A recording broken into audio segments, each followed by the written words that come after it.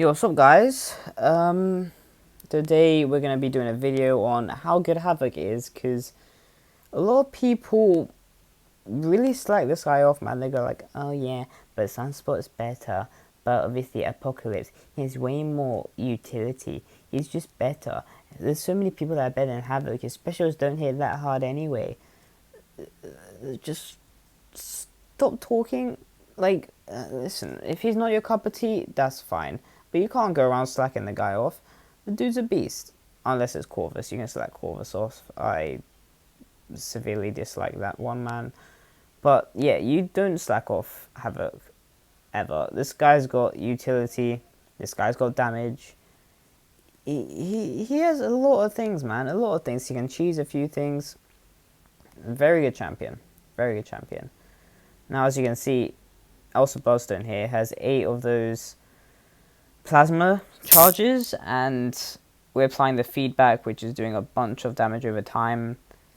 So he doesn't even need the SP3 to actually do damage in this fight. Literally all we can do is just do feedback, and I think this is how we do it. We just spam heavies, and yeah, the feedback damage gets to her, and we managed to finish this fight relatively high on health, considering there's life transfer, which is degenning us throughout. But this fight's probably the hardest fight in this entire boss rush when it comes to, well, not even when it comes to Havok, just in general.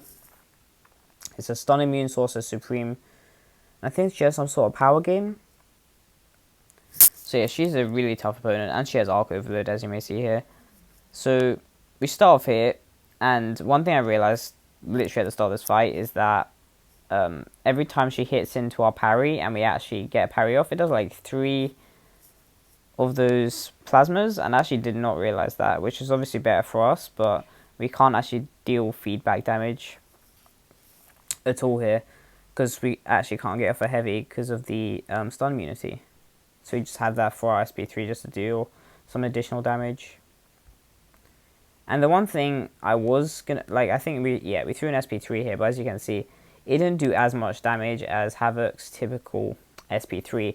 And that's simply because of, I think, Sorcerer Supreme's armor up. Like right there, that did about 53k. Normally it would have done a lot more.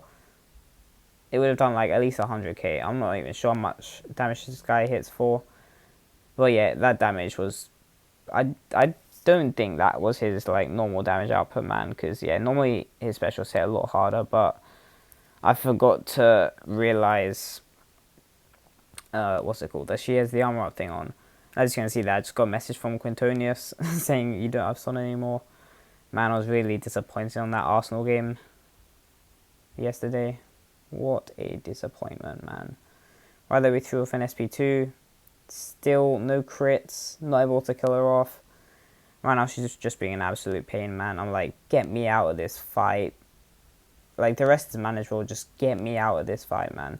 And right there, I realized, oh crap, she's actually doing a ton of block damage. I think she has some sort of node, which the more bars of power she gets, like, the more damage and block proficiency or something.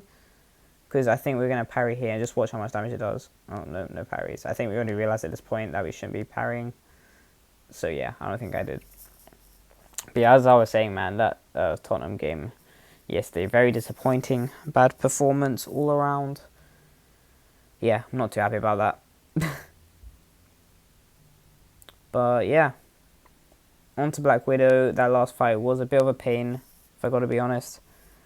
But we got through it, and we should be well set to finish off this boss rush fairly easily. Especially this Black Widow.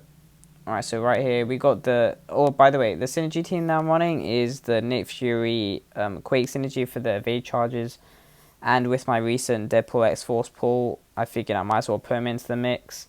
Not to use them, of course, but just for the synergy that takes out my bleed. So, in a way, I don't mind that we got the Deadpool X Force, simply because we're gone for synergies. If he did not have the Nick Fury synergy, probably the worst possible port ever. But with the synergy, I mean, I can now use that synergy in Act 6 and Act 7. because you can't use 4 stars. And right now, I don't think there's a way to get a 5-star Deadpool X Force unless you're like some whale and you buy some deal which has him in. But yeah, so technically that pull wasn't the worst because I can use this synergy that takes out my bleed. So it is a decent synergy. I'll take it. Let's just get rid of that notification. Right there, I'm just like, give me my special attack, man, please. And right enough, we use it, and it should be able to kill her. Yep. Alright. There's a Black Widow fight down. I think next we have a Fireworks girl. Forgot her name. Jubilee. That's the name. And yeah. Here we go. We're checking the nose right here. It's like minor aspect of death. Which essentially means we're going to degen. It's fine though, because I'm pretty sure we'll heal it back up. Or that might be the node with the SP3 thing. I might be thinking of a different node. I'm dumb. And yeah, right there we just got 2 degens in a row. Kind of annoyed, but there we got some armor up, which definitely helps our healing. Now we've got Fury, which helps our damage. We're starting to get lucky now, but before we weren't as lucky. And yeah, right now all we're trying to do is build up to an SP3 and drop it at a perfect time. And say goodbye to this fight. So right now she's unstoppable. I'm trying my best not to hit her. So yeah, we're just trying to back up a bit, wait for that thing to expire. And I don't use my special attack yet. I'm going to wait a tiny bit and then use it, which we have now. And I think this should get very close to dying. I'm not sure if it actually kills her. 6%, yeah. I don't think we used any heavy attacks to get the prowesses from before. So, yeah, we did decently. With the SP3. And yeah, as you can see, man, this Havok has absolutely tore apart this boss rush. And we only have 2 fights left. And yeah, for some people, this boss rush was super challenging. For me, it wasn't all that hard. This isn't actually my first clear. I did it with a full team. And actually had my own issues. Especially with that Sorcerer Supreme. But as you can see here, man, Havok is... It's just proving how good the dude is, man. If you keep slacking off Havok after seeing this video, I don't know what's wrong with you, man. You need to, like... You just need to take a chill pill. I know some people prefer Havok over... No, Havok over Sunspot, and others prefer Sunspot over Havok. Me, personally, it's Havok, because Havok can cheese, like, Shock Pass... Obviously, he has the damage just like Havok, Sunspot. He has this probably like the same amount of damage output as Sunspot. Can't really compare the damage. Because as you can see here, man, it's some decent damage. Okay, I take it back. We have Power Shield. But yeah, still pretty nice numbers.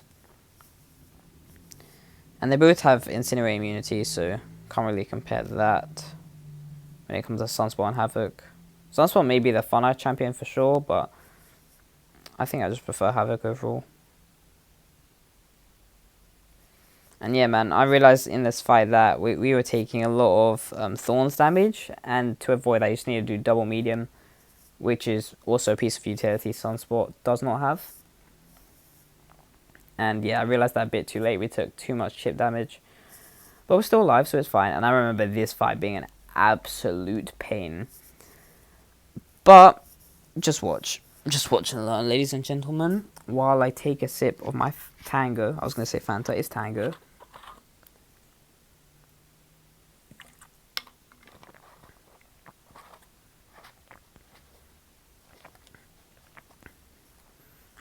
Alright. Alright, so by the looks of it, it looks like we're going to die. Because the amount of damage we're taking back from the glancing and the node, yeah, it definitely looks like we're going to die. But there's one thing that Storm Pyramid X is not taking into consideration, and that is how incredibly OP Havok's SP3 is. So right now, I'm thinking, okay, my SP3 is probably going to glance. We're not going to do too much damage on it. So let's try and just deal a lot of damage through feedback. I think that will be our main source of damage output. And this is the tactic that I'm trying. I'm trying to get feedback on her, but it simply isn't happening, man. She's just refusing to get that feedback on her. So at this point, I'm just like, okay, let's just throw an SP3 and then hope it doesn't glance. And yeah, I'm still trying to get a lot of damage through feedback, but right now it's only 3 plasmas, so it's not doing all that much damage. And yeah, as you can see here, she keeps glancing it, which means no feedback. And right now we're at 10 of those charges on us, and then 5 prowesses. We've got 9 plasmas on the opponent. Now we have 10. Now I'm just thinking, okay, let's drop this SP3. If it glances, it'll do a lot of damage still. And if it doesn't, then this fight's over. Funnily enough, it doesn't glance, and she is dead. We don't even need the plasmas at all. We literally just ended that fight so quickly, man. Well, I take that back. We didn't actually end it quickly. We just had to build up to 1 SP3 and the entire thing is done. Now, if you see this video and you still think Havok's bad, I don't know how to convince you, man. I love Havok personally. I took him up to rank 3. Haven't used him much, but whenever I have used him, I've never been disappointed. Right now, thank you guys for watching, and I hope you've changed your opinion on Havok for all you haters, and Corva still sucks. Thank you for watching.